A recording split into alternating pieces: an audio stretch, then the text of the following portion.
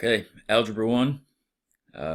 Since I reused the notes from a different class, I figured I'd give you guys a fresh example of factored form. Watch the other note video first, and then if you want another example, here it is.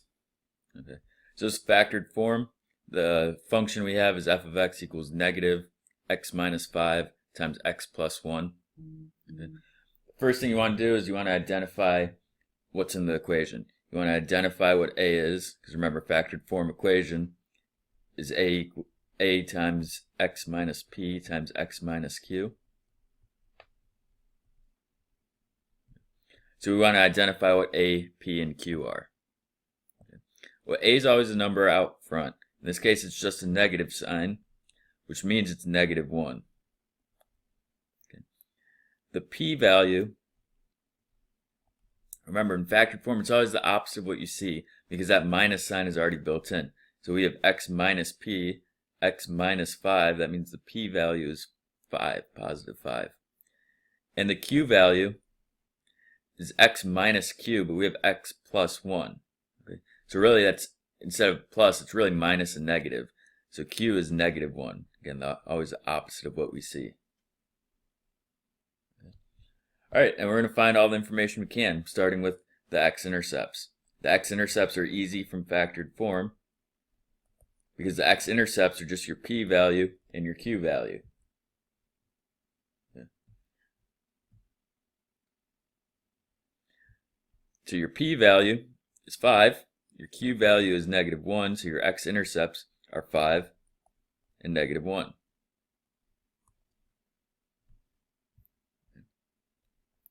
Now the axis of symmetry. The axis of symmetry from standard form had a separate formula, opposite of b over 2a. In factored form, if we want to find the axis of symmetry, all we have to do is add p and q together and divide by 2. Okay. So we're going to have 5 plus negative 1 divided by 2. Okay. And the reason for that is because your x-intercepts have the same y value. They have a y value of 0, and your axis of symmetry has to be right between those two x-intercepts. So you add them together, divide by 2. It gives you 4 over 2, which is 2. Okay. So our axis of symmetry is x equals 2. It's always a line.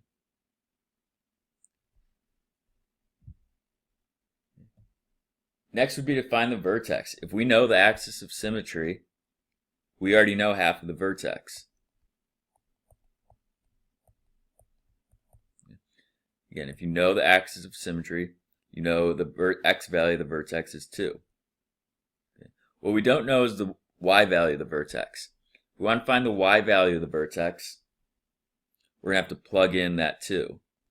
Okay. So we're going to find f of 2.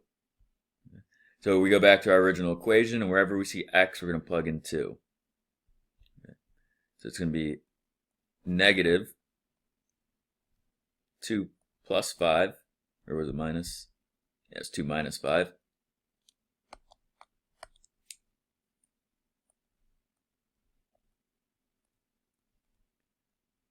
Times 2 plus 1.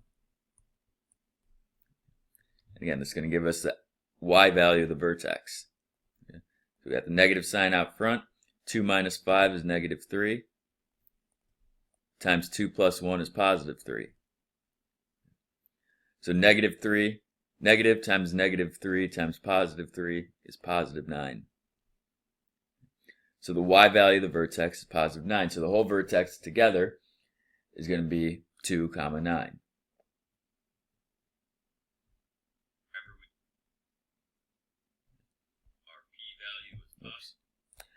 And the last thing from factored form is going to be to find the y-intercept.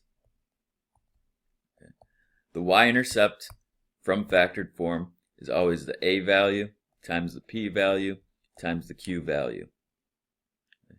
So in this case, negative 1 times 5 times negative 1. Which gives us a y-intercept of positive 5.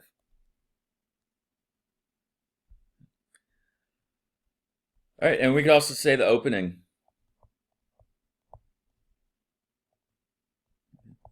Since the A value is negative, the A value is -1, we know this is going to open down. Okay.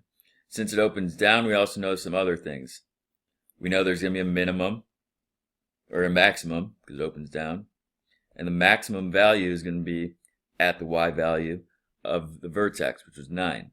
So we have a max at 9. And we also say the range. Okay, the domain is all real numbers. The range, if we know the max at 9, that means all values are going to be less than 9.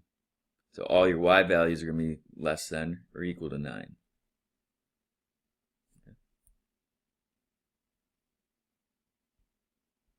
All right, and that's everything we could gather from vertex, or from factored form. Yeah, we might as well graph it while we're here.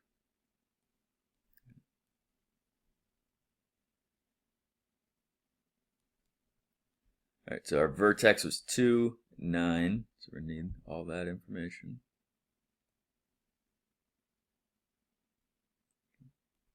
So we'll start by graphing the vertex. Over 2, up 9, 1, 2, 3, 4, 5, 6, 7, 8, up here.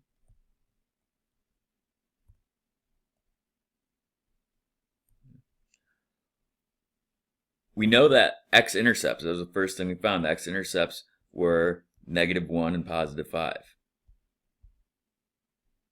So we graph those.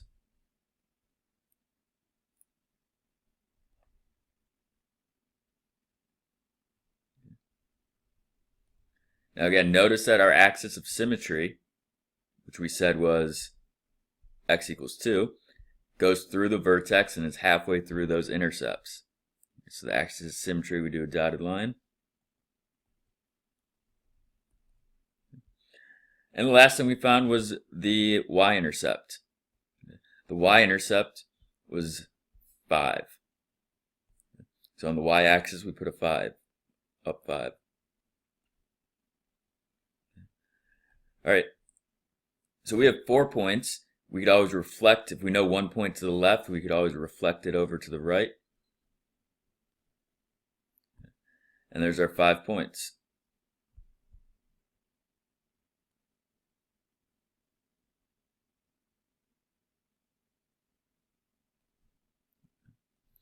All right, so that was just one more example because I reused the notes. Figure I'll give you guys a new one. It's all the information you could gather from factored form. And we already found how to do it from standard form earlier. All right, that's it. Have a good break.